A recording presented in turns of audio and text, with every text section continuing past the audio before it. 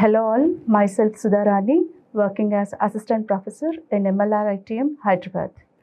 Today's my session will be on land resources. So what are land resources, how they are useful to us, and what are the ways that we are involved in depleting land resources, how can we restore them. So all these points I am going to discuss in my today's session. Okay. So, what are land resources? Earth's land provides soil and forests as well as mineral and energy resources. So, land resources comprises of soil and it comprises of forests and energy resources and of course the mineral resources. So, these are included in land resources. Okay. Let me tell you what is land. Land is most simply defined as the solid portion of the earth's surface. So when I was discussing about different layers on the earth's surface, I have told you about the lithosphere. So land is simply defined as the solid portion of the earth's surface. So it is significant natural resource which plays an important role in the development of human society. Very important natural resource.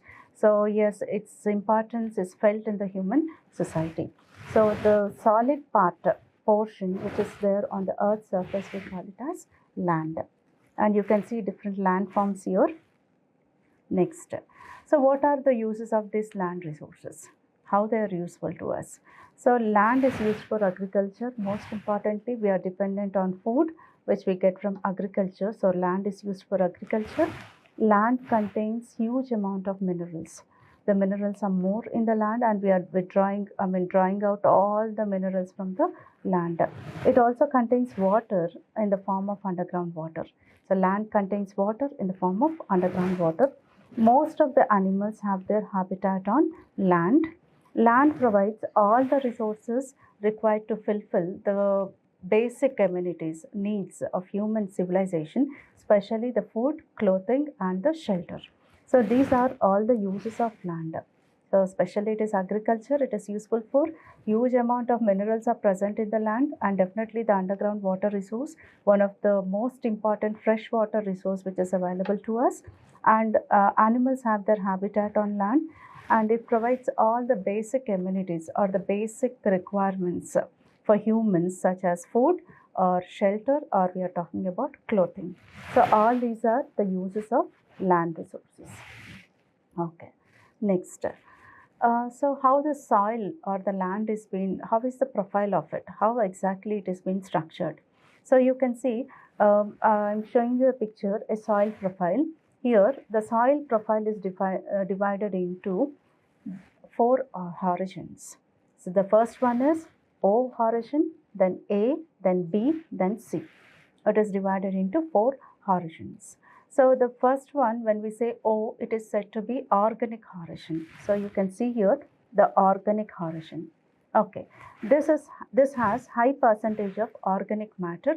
The leaves or plants and the dead animals are present in this particular horizon. You can see the minute portion, the O horizon. So this portion we can see a high percentage of organic materials. The dead plants and animals are present here. Next, humus is formed as the dead organic matter. In this particular layer only, humus is also formed because the microorganisms are present in this particular layers. Hence, it is called as organic horizon. Okay, also called the litter layer. Other name for organic horizon is the litter layer. So that is the importance of the first layer. So there are the leaves, the plants and the dead animals present in the outermost layer of the soil.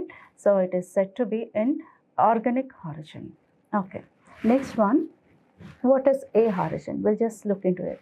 Then A horizon, you can see here this particular portion, we call it A horizon.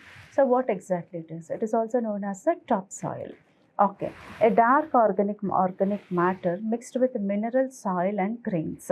In the A horizon, you can see already it is dark in color.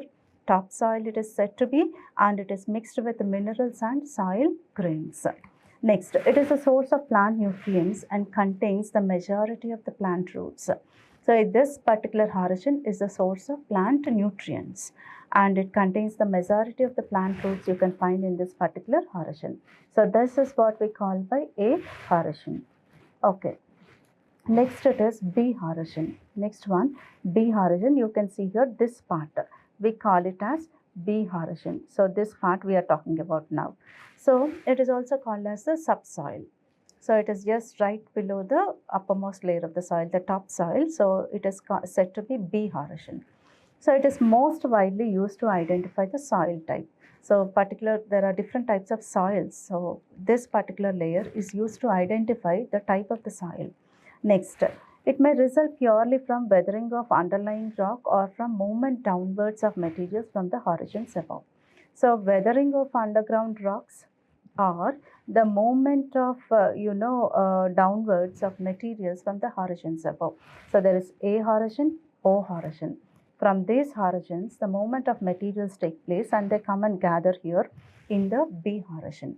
Otherwise, it is formed because of weathering of rocks which are present in the C horizon. So that is how it has been formed. Okay, so that is all about B horizon and it is said to be the subsoil. Then C horizon. Now we are talking about this particular layer, C horizon. This layer, it lies above the bedrock and the overlying soil origin often develop from the sea origin. So just above the sea origin only, the soil develops. So it is just above the bedrock. So it is, you can see some rocks here, soil particles also here. So this is the basis for the soil formation. From here towards upper side, you can see the formation of soil. So hence it is said to be, it just lies below the bedrock. Above the bedrock. Okay, this is one. So here we have seen about the O origin and A origin, B origin and the C origin. So the topsoil, subsoil and we are talking about C origin which is just above the bedrock. Okay, this is the soil profile. How exactly the soil is being, structured in the earth. Next, then when it has so many uses, then there is some kind of degradation going on. This land is getting degraded. So what is that actually? So land degradation is temporary or permanently lowering of productive capacity of the land. As we are talking, our agriculture is based on land resource. So temporarily sometimes or permanently it loses its productive capacity. That is what we call by land degradation. So this happens because of two major reasons. One may be natural causes, the other one may be anthropogenic causes. Two major causes of land degradation. So first we'll talk about the natural causes. Natural causes, heavy rains lead to the removal of topsoil, making the soil infertile and hence unsuitable for agriculture. So what happens because of the heavy rain, the topmost layer of the soil becomes, it is removal of the topmost layer of the soil and hence it becomes unsuitable. As I told you, topmost layer of the soil is a place where the humus is formed, the dead and decaying organisms are being converted into minerals, are being converted into humans. So when we are losing the topmost layer of the soil, definitely the productive capacity of the soil will be reduced. Now, natural disasters. Sometimes there are earthquakes, sometimes there are floods, which have considerable impact on the land resources. These earthquakes and floods, there is a disturbance in the structure of the soil or in the structure of the land that makes it, unsuitable for agriculture. Okay.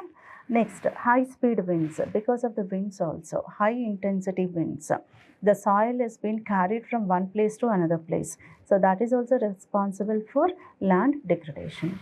So this we are discussing about the natural causes of land degradation. Okay, next slide. Now you can see here, this is by heavy rainfall, you can see it has been degraded. Now here, strong winds, they're just carrying away the soil as well as the sand particles from one area to the other one. And here you can see because of the natural disasters, floods or you can see the earthquakes and all, the structure of the soil is being lost, which makes it unproductive. Okay, so these are the pictures which I am showing you here, different ways of land degradation. So most of the time it is like natural causes which are responsible for land degradation. Okay. Next, then many of the times land is degraded by anthropogenic causes. because man getting involved with nature. So because of that, we have lost the productive capacity of land. Now let us see what are the anthropogenic causes, or the causes which are where the human beings have a great impact. So those causes we are going to discuss now. So the first one is mining. Yes, it generates lots of waste and destroys the vegetation and disrupts water circulation over large areas and causes land degradation. So mining, as we have seen in the last session, yes, huge areas of land. It's been, under mining sites, they destroy the natural vegetation, and that capacity, the productive capacity of the soil is being lost by mining. Next one, urbanization. Urbanization all over the world is a major concern. So yes, we are degrading the soil or the land, and we are going for urbanization, the constructions. Then deforestation, indiscriminate and uncontrolled removal of trees have led to destruction of forests. So indiscriminate and uncontrolled. So totally, removal of trees, destruction of forests is one of the causes for land degradation, because the soil is being held tightly by the roots of the plants as well as the trees. When we are cutting the trees and we are removing the vegetation, definitely the soil becomes loose, and it can be carried away by the wind or by the waters, and yes, the displacement of the topmost layer of the soil takes place. Okay, then overgrazing. So it also lowers the soil quality and leads to land degradation. So same place is being selected for grazing of animals over and over again, which leads to land degradation. Now, dams and canals. So construction of large dams and canals are also responsible for loss of vegetation and leading to land degradation. So big dams, big canals and all, the topmost layer of the soil is being disturbed or degraded. Next, fertilizers. This is one of the major concerns nowadays. Most of the chemical fertilizers used in the modern agriculture affect the productivity of the soil and leads to land degradation. So major concern of the modern times of today. So yes, it is affecting the productivity of the soil, overuses of fertilizers. So these are some anthropogenic causes: mining, urbanization, deforestation, overgrazing, dams and canals, and the fertilizers.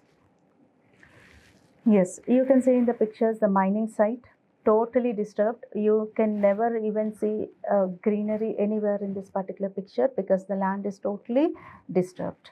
Now you can see over utilization or over usage of fertilizers. Now grazing of animals.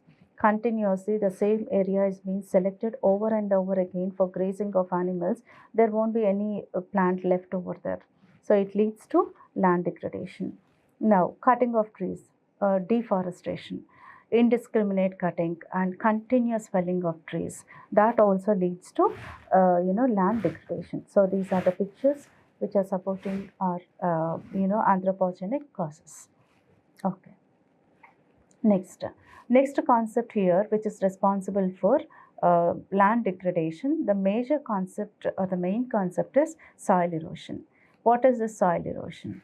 It is defined as wearing away of the topsoil. Topsoil is being displaced. That is what we have been discussing till now. The topmost layer of the soil is most fertile because all the decomposable matter is present in the topmost layer of the soil. The decomposers are present and it contains most organic and nutrient rich materials. So that is why we are worried about the topmost layer of the soil. So it is completely filled with minerals and rich source of humus, and most organic nutrient rich minerals are present here. So if you are losing the topmost layer of the soil, it means that the fertility of the soil is being lost. So that is soil erosion. So it refers to the removal of topsoil from its resting place by various physical agencies, such as mainly because of water and wind. So it is the displacement or the removal of the topmost layer from its resting place by the agencies like water and the the wind. So you can see here wearing away the topmost layer of the soil, creating huge disturbances.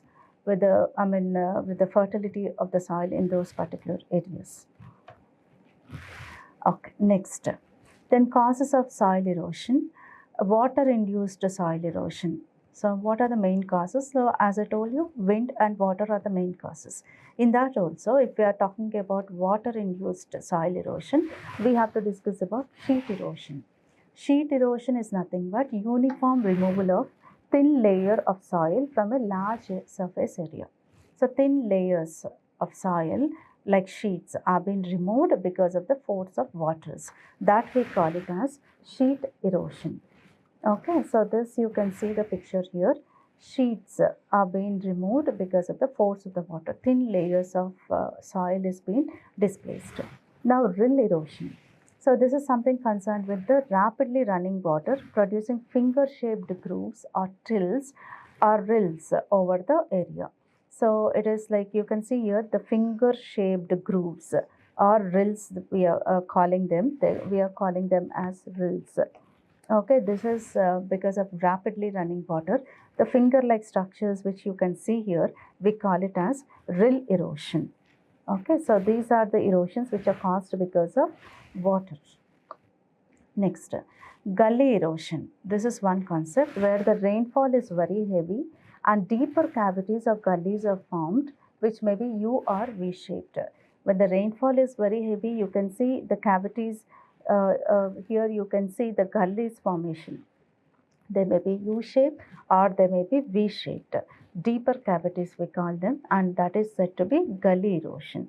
Then slip erosion. Next one, slip erosion is something occurs due to heavy rainfall only on the slopes of hills and mountains. You can see here part of the sand, soil or the land is being slipped along with the slopes of hills and mountains. So that we call it as slip erosion.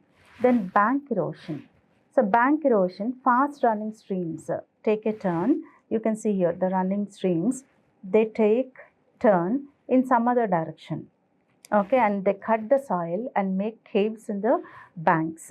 So this fast running streams, they take a turn in, they change their directions and they cut the soil and caves in the, and they form the caves in the banks. So all this, the gully erosion, or we are talking about slip erosion, or all bank erosion, this is all concerned with the water induced erosion. Yes, so that is all about water induced erosion. Okay, next one. Then how to conserve the soil.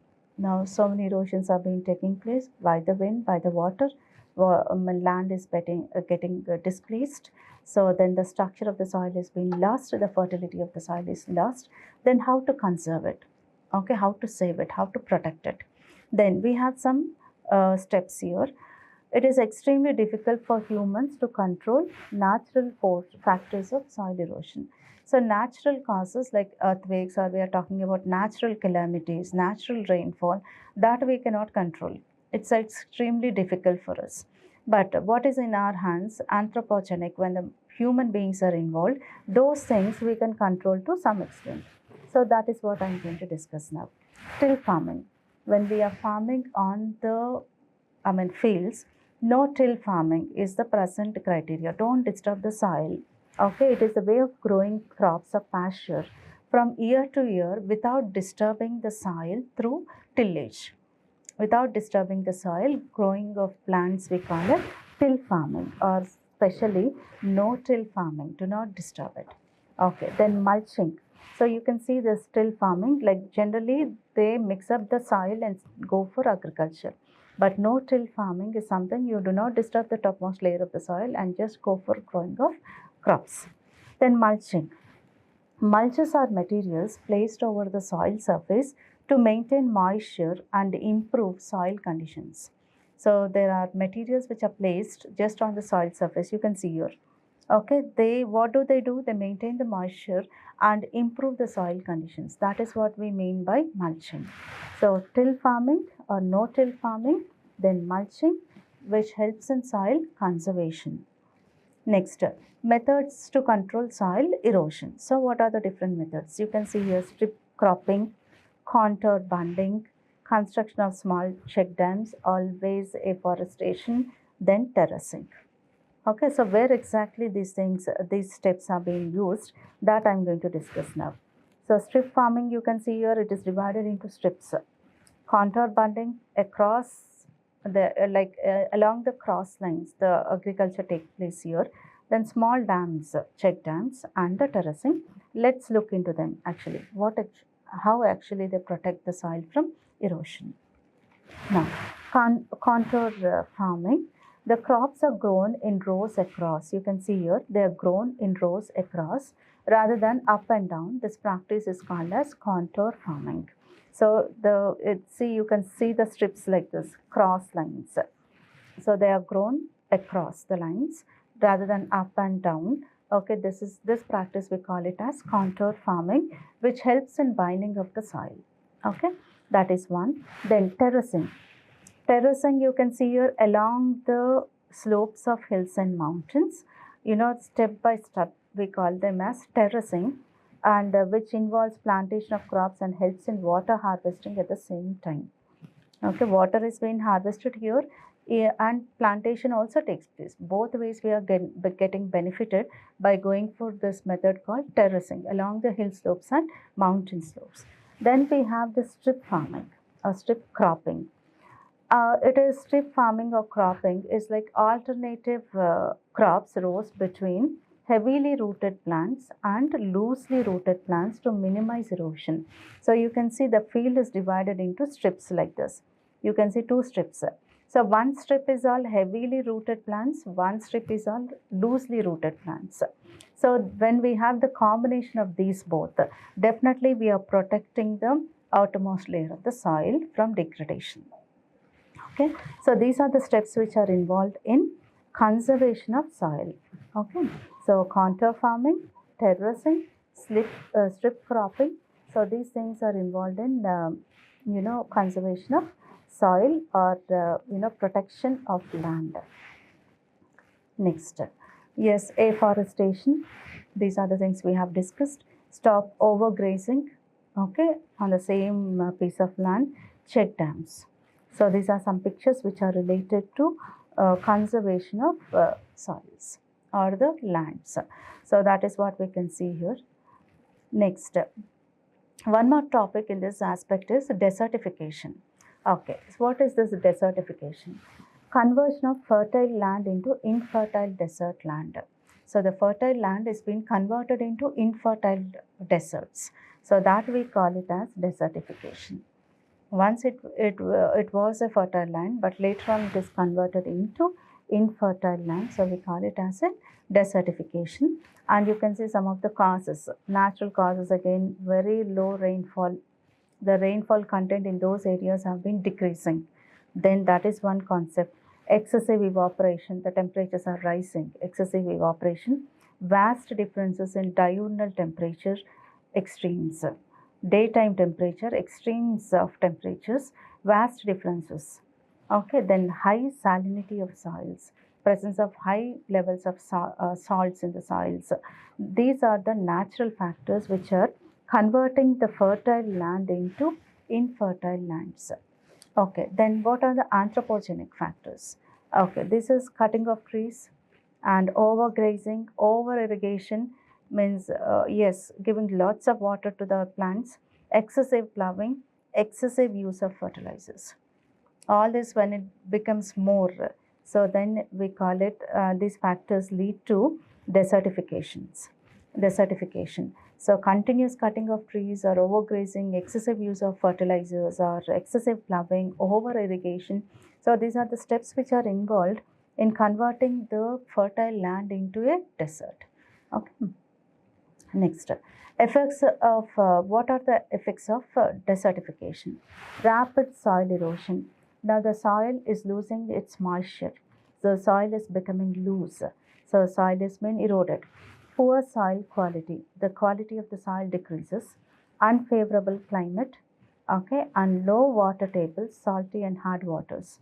So water table decreases and huge economic losses. So that area becomes completely dry. Okay, so these are the effects of desertification. So rapid soil erosion, poor soil quality, and it has all these causes have an impact on the economy of that particular areas. Okay, so this is one. Next, how to control this desertification? What exactly we have to do? Promoting large scale plantation of trees. So always afforestation. Then changing agricultural practices and promoting dry land farming. So drip irrigation concepts and all, they come under this category. So promoting dry land farming methods. Development of pasture lands and control of overgrazing. So overgrazing has to be controlled. Promoting equitable usage of water resources and development of water catchment areas. So when these points are being implemented, definitely there will be some level of control of desertification. So large scale plantations, changing the farming methods and concentrating on the equitable use of water resources, definitely development of pasture lands and control of overgrazing, and development of water catchment areas. So when we are focusing on these points during the process of desertification, definitely there will be an improvement. Okay, now I'm going to put forward before you two case studies related to land degradation. So yes, I'm going to discuss something about, the first one is about Punjab in our own country. So it is an agricultural rich state, okay, and a state in South Asian country of India, and the economy of the most of the Asian countries is depending on agriculture. So our economy, Asian countries, all the Asian countries, our economy depends upon agriculture. So population of these countries are increasing at a rapid pace. So especially the Asian countries, the population is more. So for the survival, what they are doing is intensive agriculture has become part of the people. So they started going for intensive methods of agriculture. As part of intensive agricultural methods, what happened is they started consumption of chemical fertilizers and insecticides, pesticides. They started increasing the consumption of all this, the fertilizers, the insecticides, the pesticides, and they started increasing their amounts year by year because to feed the growing population. Now in these areas, the groundwater is also under stress due to lack of diversification of crops. Okay, so it is under stress and it is suffering all kinds of soil problems. So rice is an irrigation intensive crop. Rice requires lots of water. Standing water is required for rice plantation.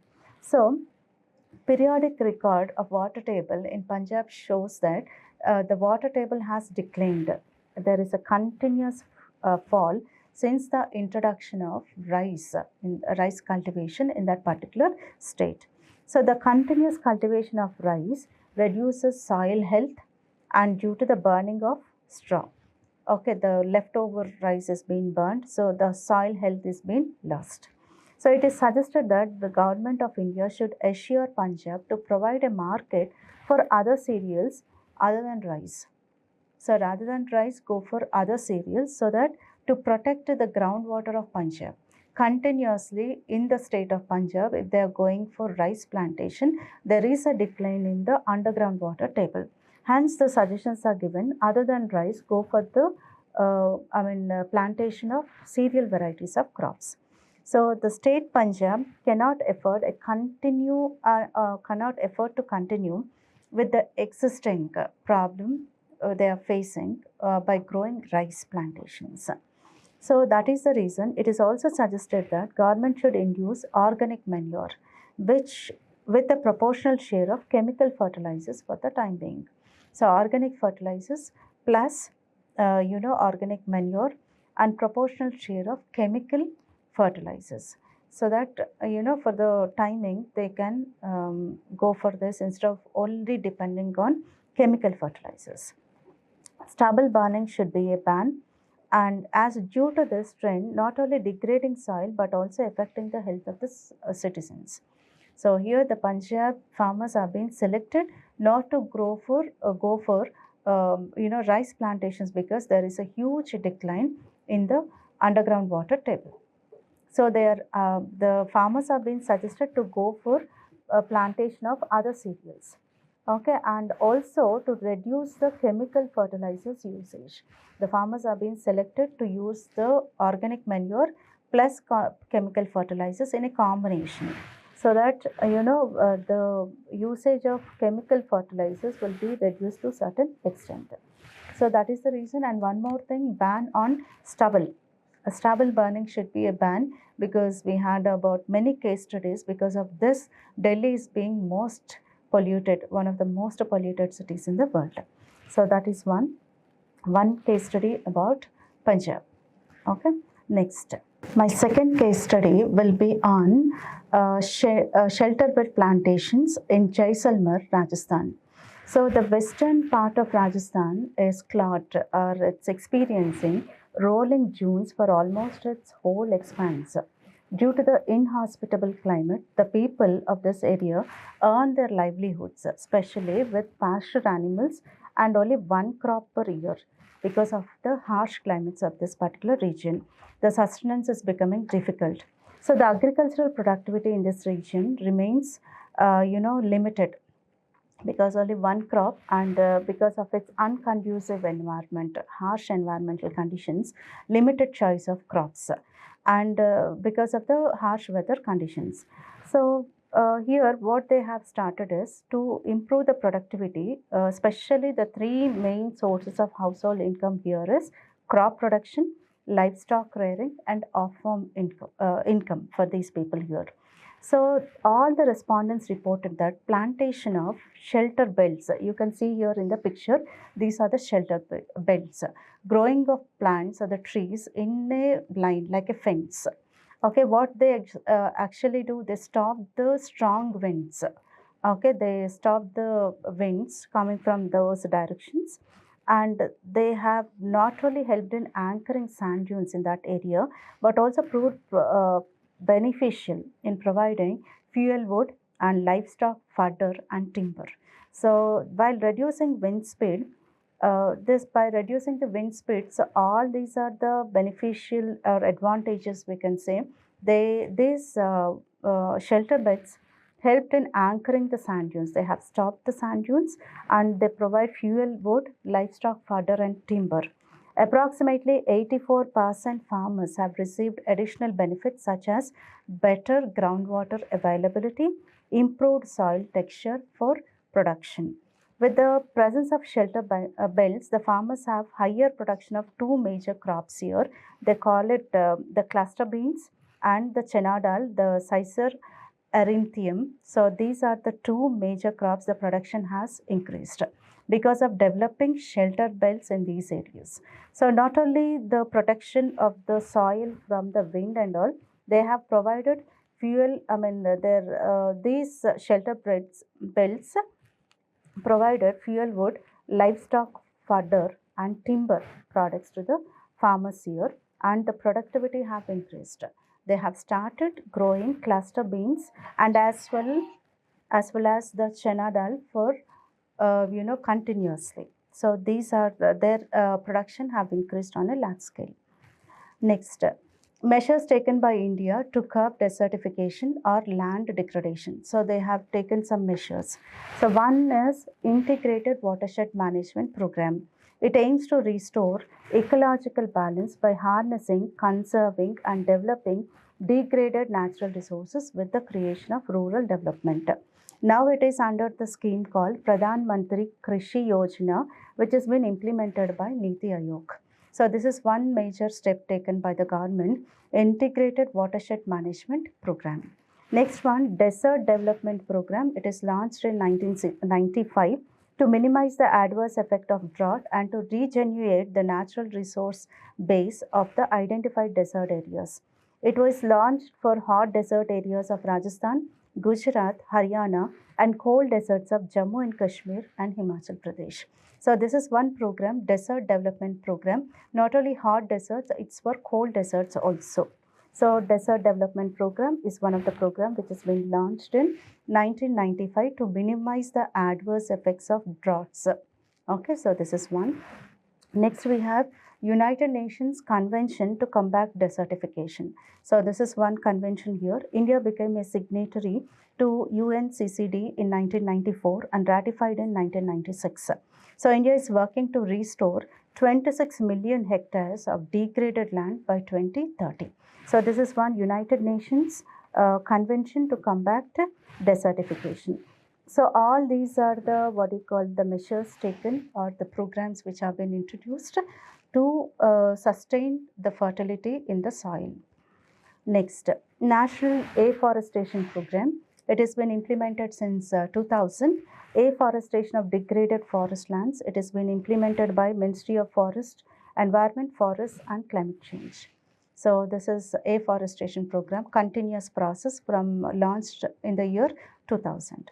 Okay, then National Action Program to Combat Desertification. It is prepared in 2001 to address the issues of increasing desertification and to take appropriate actions. So, National Action Program to Combat Desertification. Okay, National Mission on Green India.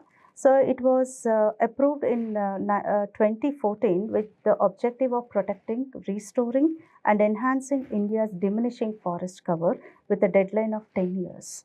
Okay, so National Mission on Green India concept. So these are the main important programs which are restoring land fertility. It's the main objective of these programs. Okay. Next, these are the references which I have referred while I was preparing for my presentation. Okay. Yes, thank you for now. Let's meet for the next session. Thank you.